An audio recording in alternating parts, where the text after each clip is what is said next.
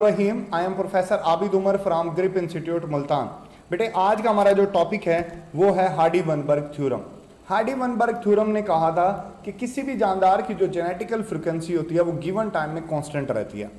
अब इसने बाकायदा तौर पर जो है वो जेनेटिकल फ्रीक्वेंसी को फाइंड आउट करने का तरीकेकार भी आपको बताया। मसलन फॉर एग्जांपल मैं आपको सॉल्व करके बताता हूँ कि इसने आपको क्या कॉन्सेप्ट देना चाह रहा था। ये देखें, इसके अकॉर्डिंग जस्ट फॉर एग्जाम्पल जैसे बुक के अंदर एग्जाम्पल गिवन है, एक फ्लावर है जो कि 500 है, ठीक हो गया। इसके अंदर जो रेड फ्लावर है बेटा, रेड फ्लावर जो है वो है 480 और जो वाइट फ्लावर हैं वो हैं 20। अब रेड दो तरीके से होता है, होमोजाइगोट और हेट्रोजाइगोट, मतलब रेड डोमिनेंट है, होमोजाइगोट एंड हेट्रोजाइगोट। अब जो होमोजाइगोट है बेटा वो है 320 और जो हेट्रोजाइगोट है, ये बुक के अंदर वैल्यूज गिवन है, वो है 160, ठीक हो गया। अच्छा, अब इसी तरह हम इसको फाइंड आउट करते। देखें, फर्स्ट ऑफ ऑल आपको कहा जाता है कि आप अलील फ्रीक्वेंसी मालूम करें, मतलब अलील फ्रीक्वेंसी ऑफ कैपिटल आर, ये आप ये निकाल लें कैपिटल आर की।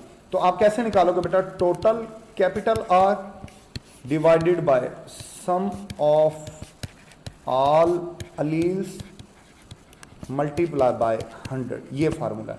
देखें, सबसे पहले तो आपने ये निकालना है ना, टोटल आर आपने निकालना है, टोटल कैपिटल आर, ये सबसे पहले आपने निकालना है। आपके पास कैपिटल आर ये जो है 320 है, यहां पर 2 आर हैं तो डेट्स वाई आप इसको 2 से मल्टीप्लाई कर देंगे, ये बन जाएगा 640। इसी तरह कैपिटल आर स्मॉल आर में आपके पास 1 आर है तो आप इसको 1 से मल्टीप्लाई करेंगे तो ये बेटा बन जाएगा 160। टोटल आर जो है बेटा ये हो जाएगा 800, क्योंकि 500 पॉपुलेशन है। 500 की अगर पॉपुलेशन हो तो टोटल अलील जो होंगे ना बेटा, क्योंकि एक ट्रेड के लिए 2 अलील होते हैं तो टोटल अलील हो जाएंगे 1000, ठीक हो गया। अब आप वैल्यू पुट कर सकते हैं, टोटल अलील की भी वैल्यू आपको मिल गई। तो अब अलील फ्रीक्वेंसी ऑफ कैपिटल आर आपने निकाल लिया। तो आपको जैसे मैंने कहा था कि total R sum of all alleles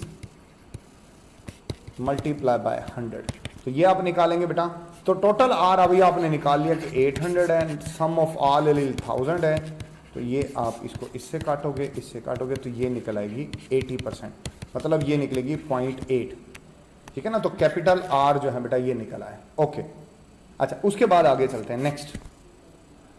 next जो है बेटा, नेक्स्ट आप देखें, आप इसी तरह अलील फ्रीक्वेंसी निकालते हैं स्मॉल आर की। तो आप इसी तरह लिखोगे total small r sum of all alleles multiply by 100। तो अब आप निकालें, देखें स्मॉल आर में आपके पास ये कितने हैं, 20 मल्टीप्लाई बाय 2, ये निकल गए 40।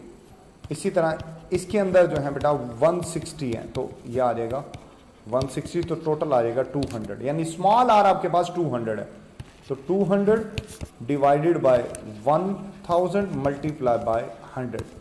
तो आप इसको इस तरह काटेंगे, ठीक हो गया। ये इससे कट जाएगा तो ये निकलेगा 20%। 20% का मतलब है ये है 0.2। अब हार्डी-वनबर्ग का लॉ था कि P plus Q is equal to 1, ठीक है ना। P को आप ये डोमिनेंट अलील की फ्रीक्वेंसी है तो कैपिटल R भी कर सकते हो, और Q जो है ये स्मॉल r भी हो सकता है, ठीक हो गया।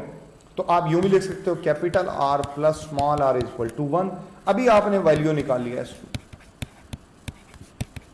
ये ले प्रूफ होता है। 1 का मतलब ही कांस्टेंट है कि किसी भी अलील की फ्रीक्वेंसी कांस्टेंट आएगी, वो इस फार्मूले को ओबे करेगी, ठीक है ना। अगर हार्डी-वनबर्ग के बताए हुए फैक्टर उसके ऊपर अप्लाई ना हो तो उसकी फ्रीक्वेंसी जो है बेटा वो कांस्टेंट रहेगी, मीन उसका आंसर 1 रहेगा। अब इसने इसी फार्मूले को एक्सपेंड भी किया।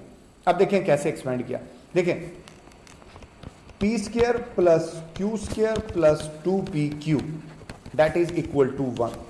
हमने इसको भी प्रूव करना है, ठीक है ना। अभी हमने कहा कि जो पी स्क्वायर है वो हो सकता है ना आर स्क्वायर हो सकता है, से आपको आर स्क्वायर की फ्रिक्वेंसी निकालनी है तो आप टोटल आर स्क्वायर निकालोगे जो कि कैपिटल आर है, सम ऑफ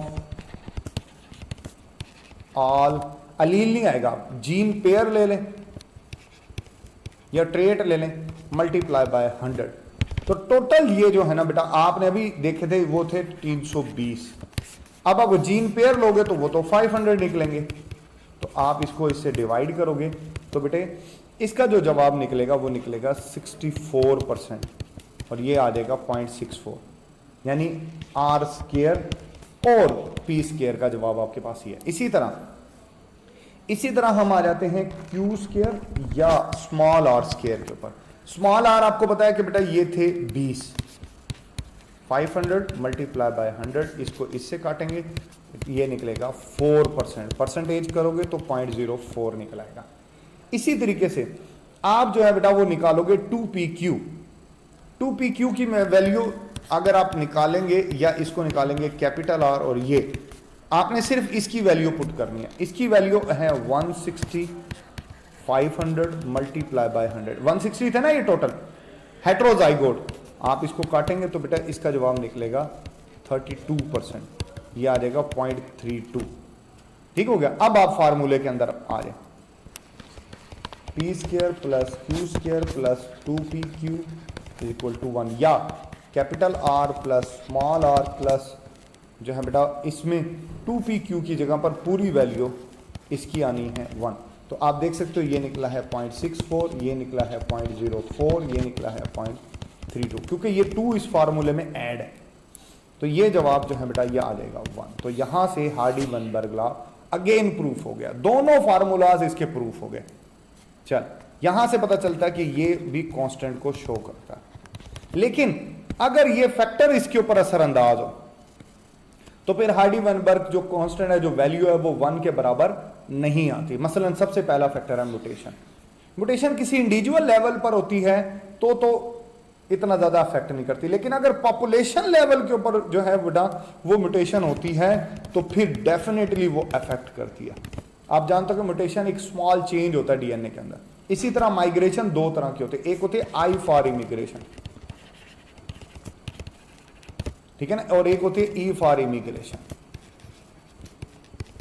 ठीक है ना। ये होती है कि कोई बंदा पाकिस्तान से बाहर चला जाए और ई फॉर कोई बंदा बाहर से पाकिस्तान आ जाए। ये माइग्रेशन से ज्योग्राफिकल बैरियर चेंज होता है जिससे जेनेटिकल फ्रीक्वेंसी में डिस्टॉर्शन आता है और उसके चेंज आने के चांसेस बढ़ जाते हैं। तो हार्डी-वेनबर्ग लॉ कांस्टेंट नहीं रहेगा। फिर जेनेटिक ड्रिफ्ट क्या होता है कि स्मॉल पॉपुलेशन में, किसी भी स्मॉल पॉपुलेशन में जो जीन लॉस होता है बाय चांस, उसको कहते हैं जेनेटिक ड्रिफ्ट। मसलन इंडेंजर्ड स्पीशीज, इंडेंजर्ड स्पीशीज जो है बेटा ये स्मॉल पॉपुलेशन होते हैं, चंद एक रह जाते हैं जानदार, फिर वो अगर उनमें से कोई डेड हो जाता है तो वो जीन हमेशा के लिए लॉस्ट हो जाते हैं। ये भी चीज जेनेटिक ड्रिफ्ट कहलाती है। नॉन रैंडम मीटिंग जो होती है बेटा, नॉन रैंडम में लिखा हुआ है जैसे इन ब्रीडिंग जो है बेटा, जैसे ये कजन मैरिजेस होते हैं, ये चीजें जो है वो जेनेटिकल फ्रिक्वेंसी में तो चेंज नहीं लाती बट इससे वेरिएशन डेवलप नहीं होती। होमोजाइगोट बढ़ जाते हैं, हेट्रोजाइगोट की तादाद कम हो जाती है। फिर सिलेक्शन में आप जानते हो कि दो तरह की है, नेचुरल एंड आर्टिफिशियल सिलेक्शन। चाहे सिलेक्शन आर्टिफिशियल हो चाहे नेचुरल हो, दोनों तरह की सिलेक्शन जो होती है ये हार्डी-वेनबर्ग के कॉन्सेप्ट की वायलेशन करती है, जेनेटिकल फ्रिक्वेंसी को चेंज करने का सबब बनता है। यहां पर हमारा टॉपिक मुकम्मल हो गया। आपके जहन में किसी किस्म की कंफ्यूजन हो तो जरूर पूछेगा। Thank you, Allah Hafiz.